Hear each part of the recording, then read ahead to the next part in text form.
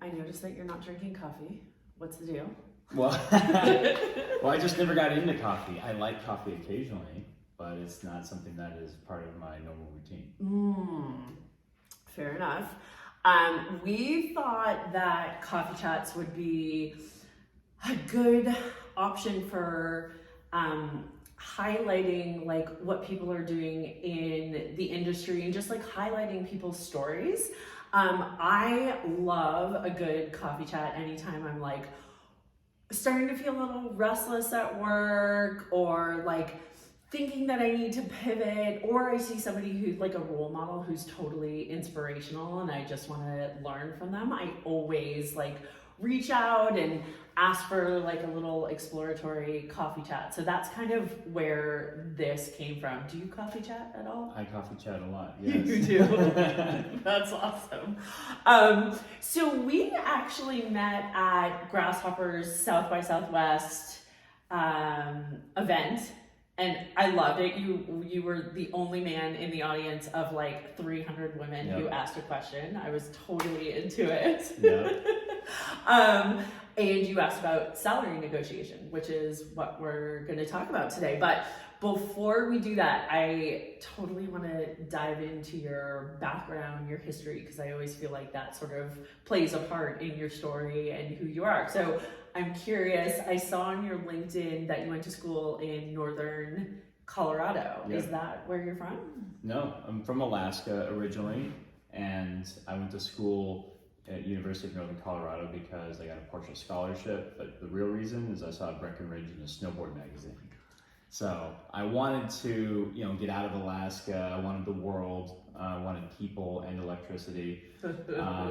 Also still true. Yeah. And it was a great place to be, great place to learn, not just academically, but for me it was a great way to kind of expand my access to the world and kind of start to become who I wanted to be. Did you ski a lot? I snowboarded a lot. You did? Oh yeah. I noticed on your LinkedIn too, like you were like head of Rush, like for your, or do fraternities call it Rush? What do they call it? I did Rush, but I actually never got in because I actually took a job instead the weekend that they wanted to formalize it. And I said, I need to take this job. So you weren't in a fraternity at all? Not formally. For a couple months I participated. Got it. It was the Delta Sigma Pi business fraternity. Oh, cool. They didn't even have a house. Yeah, I was in a very like underground, not even a sorority. Like it wasn't Greek, so it was like very underground. We did have a house, but that was sort of also very underground. Yeah. But so I had a little bit of a different experience too. Yeah. So cool. Okay, so then I saw that your first job was in marketing and sales, and then you moved into compensation analysis. I feel like those are very, very different. So tell me about that sort of transition. Quite different. So when I graduated college, I became a financial advisor. And so I got my Series 7 and 66 life accident and health, and was selling securities in essence. Yeah. But in order to study for those licenses, I had to take some time before I could actually practice. So I had a temporary job working in oil and gas, helping a geophysicist look for oil from his computer.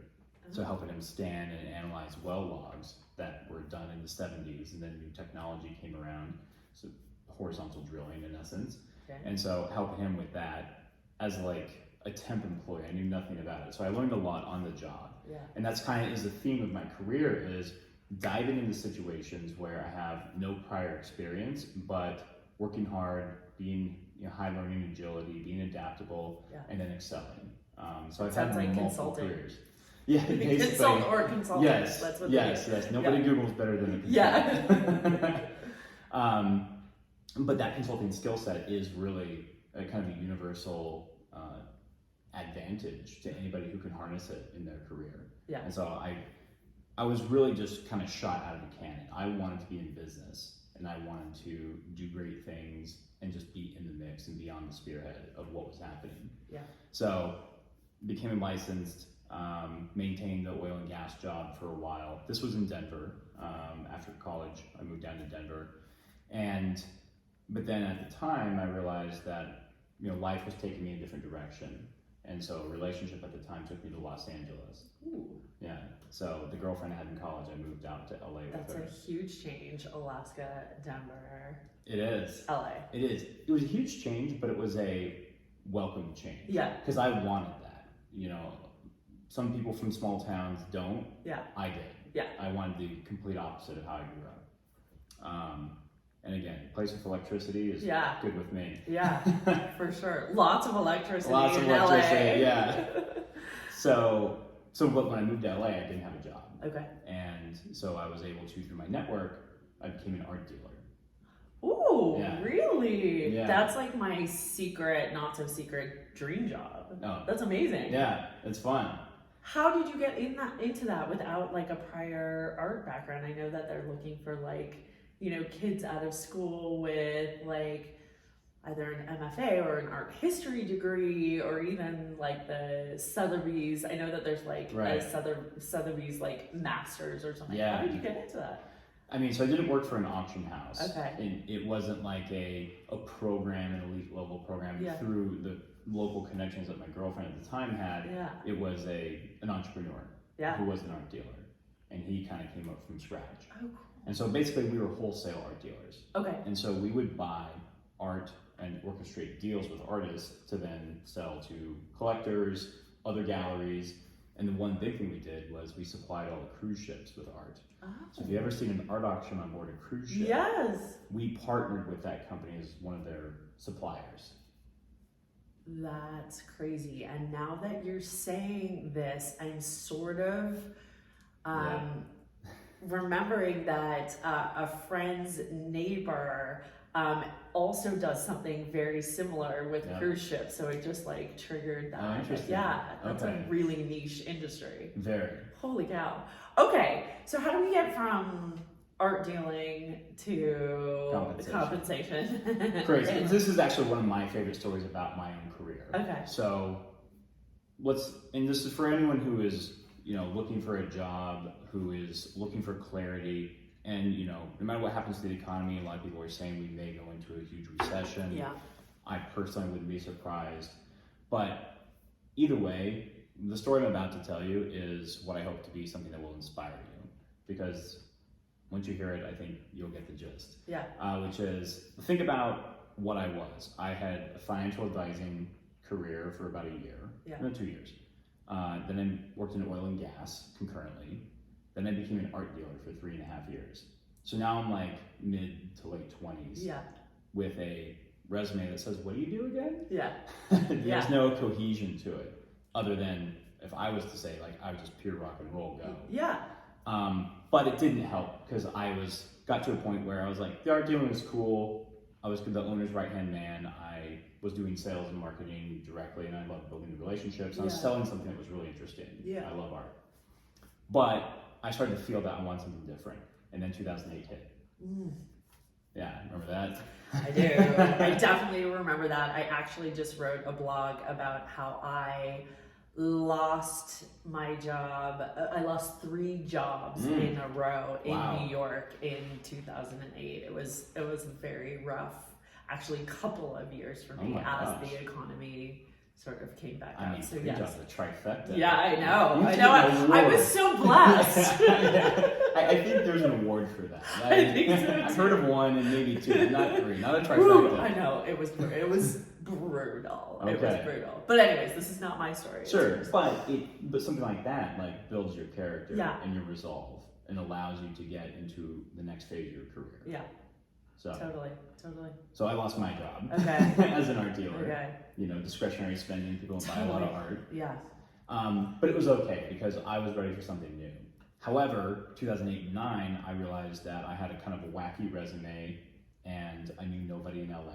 Yeah. Really. And what do I do during the worst job market in history? And this is kind of my ethos and why I'm a coach is I decided to swing for the fences. Take the bull by the horns. So I put a list of companies together I really wanted to work for. I obsessively watch Bloomberg and, you know, I love business. So I know a lot about, you know, companies that exist. And I made a list of those companies, put on my suit, printed out a bunch of resumes, and started walking in the buildings.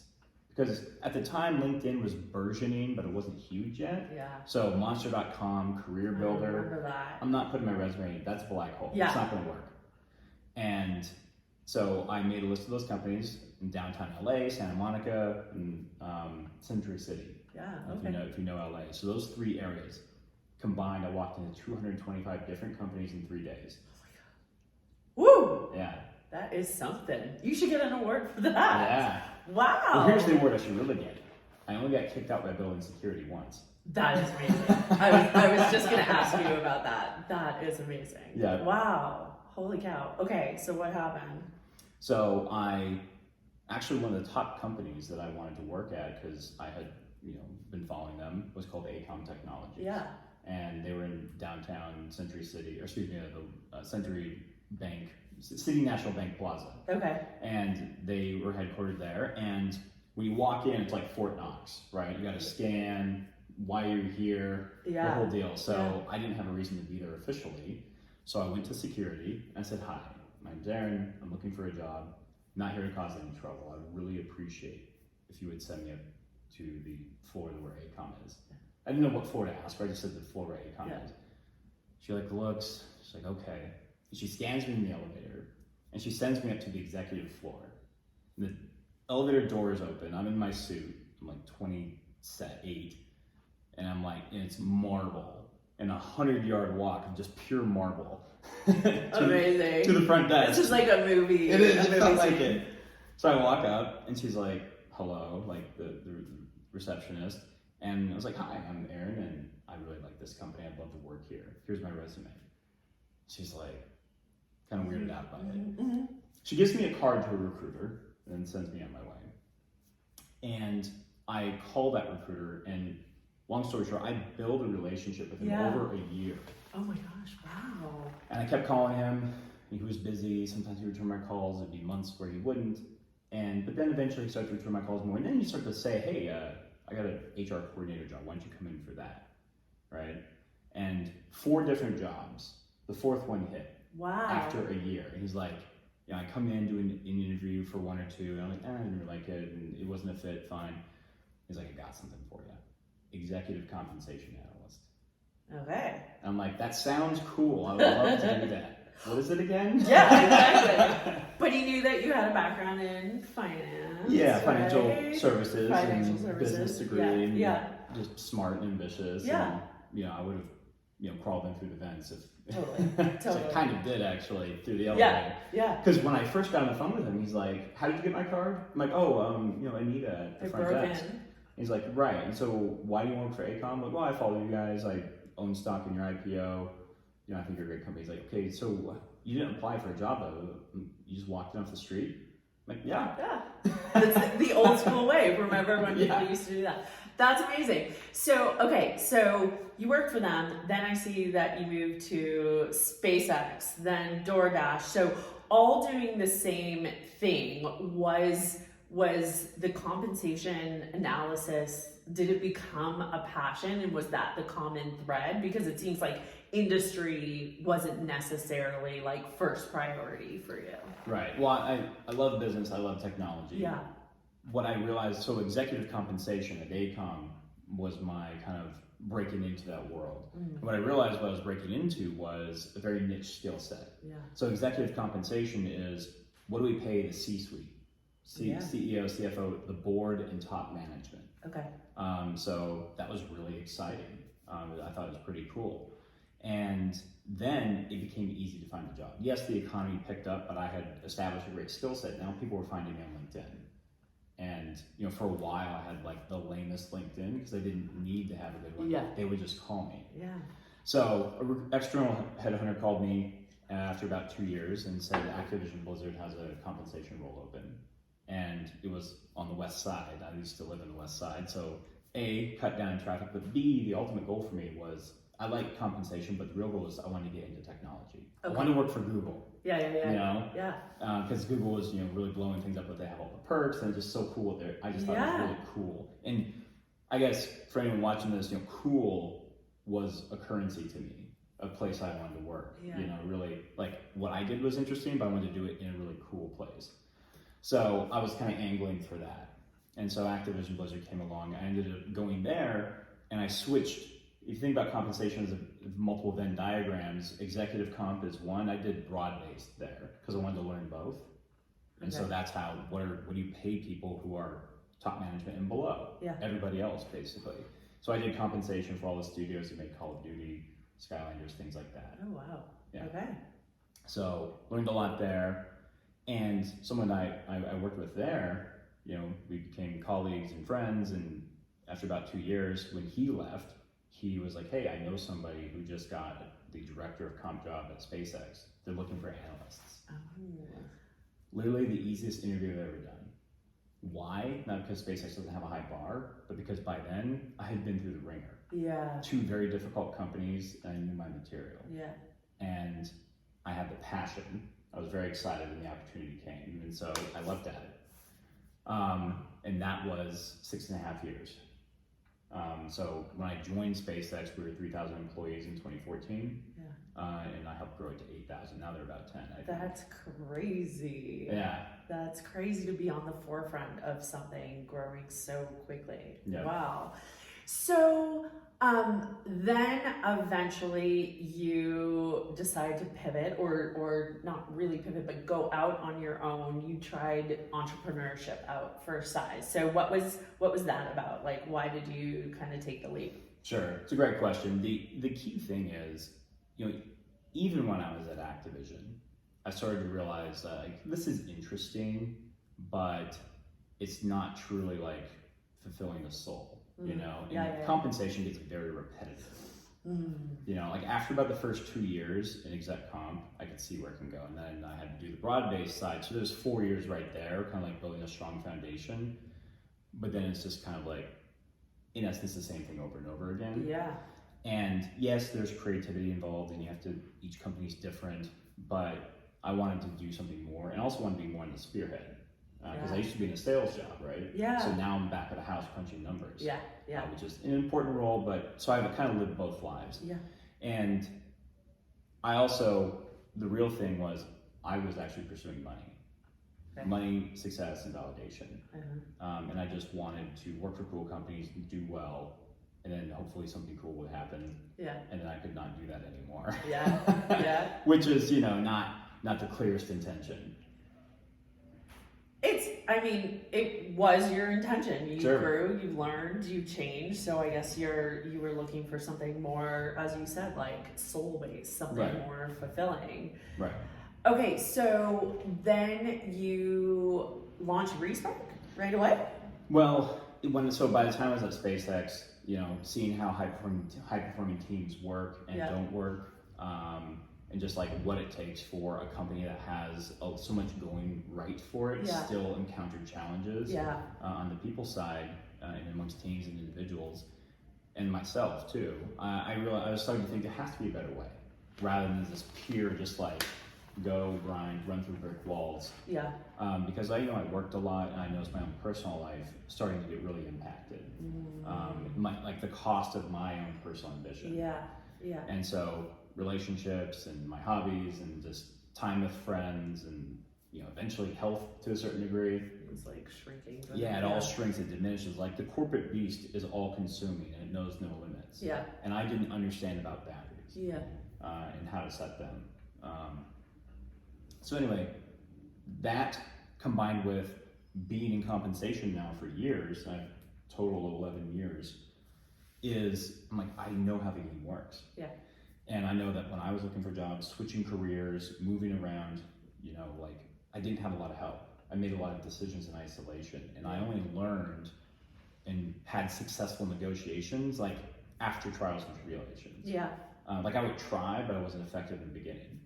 And so then once I became the person making the decision, I saw the matrix. And so I thought, how cool would it be to give this knowledge, not proprietary, but just knowing how the process works really everywhere. Yeah. To everyone else. Yeah. So that they don't have to struggle like I did. I mean, that's exactly what we're trying to do at Grasshopper as well. Like Alexa and I come from 2 very different backgrounds, but the common thread is that like we struggled in isolation. We had to do everything ourselves, and like are finally in a place and doing something that brings us joy, but we want to like mitigate those pain points for other people. So yeah, absolutely. I totally get it. So that's what started me in coaching. Yeah. And like through my HR and compensation, career experience, and just all my career pivots, like I felt I was really qualified at that juncture for career coaching. And I started helping people. But then something was on my heart where I wanted to help people more. Yeah. Like when you come to work, there's not a firewall between like I had a rough morning and now I'm at work and I'm happy that everything's cool. Yeah. Yeah. I mean, in high performance coaching, we talk about how to make those transitions, but for most people, it's not an easy thing, especially if you haven't had access to training or some type of help. Right. And so I'm like, how can I help people holistically? And that's where I became a certified high performance coach.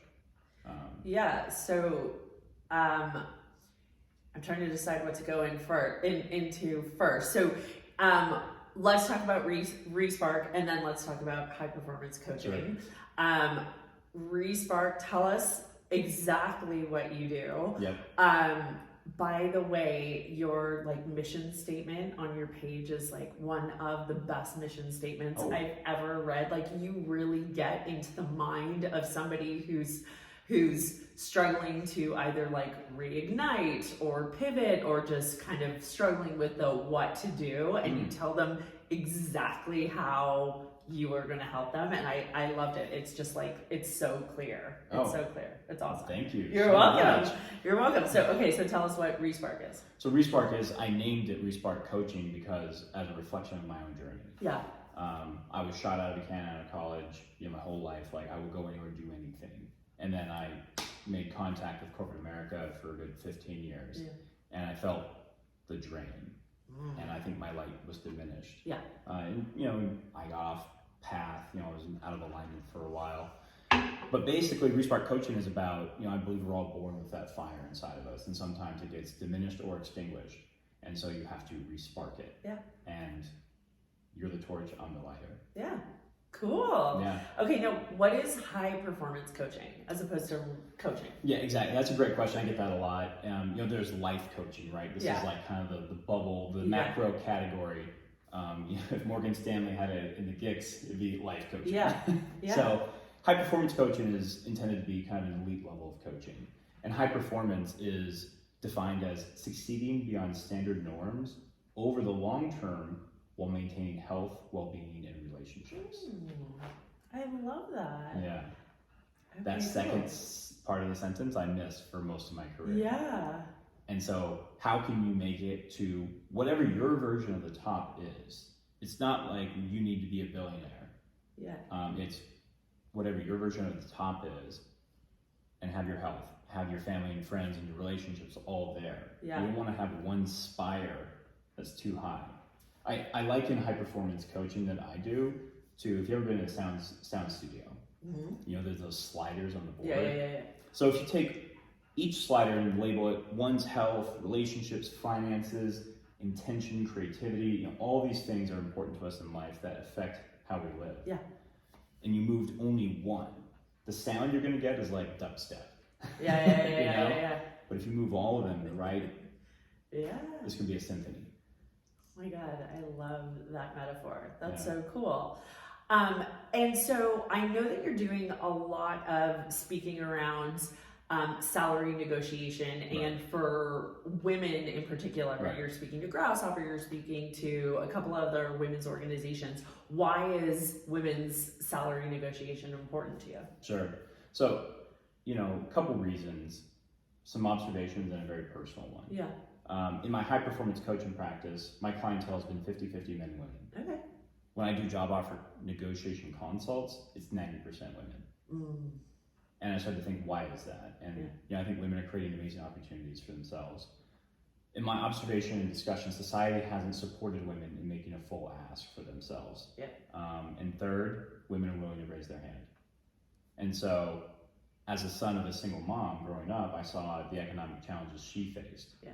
And the skill set that I've acquired through my own sort of Byzantine moving through corporate America, I can serve, I can help. Yeah. And if I can be the person that helps activate the voice that's already within you to advocate for yourself and make more money, get the type of career that you want, I'd love to be of that service. That's so cool. So where can people find you? Sure. So resparkcoaching.com is my website, and also my name on all platforms, Instagram, Facebook, YouTube, Aaron Thweatt, AARONTHWEATT. Cool. Yeah. Well, thank you so much for being our first coffee chat guinea pig. This is great. We're doing it in our house. Yeah. Would have loved to be outside, but it was raining today. So thank you for helping me move around the furniture and being such a good sport. It was awesome. Thank you so much for having me. Awesome. Thanks.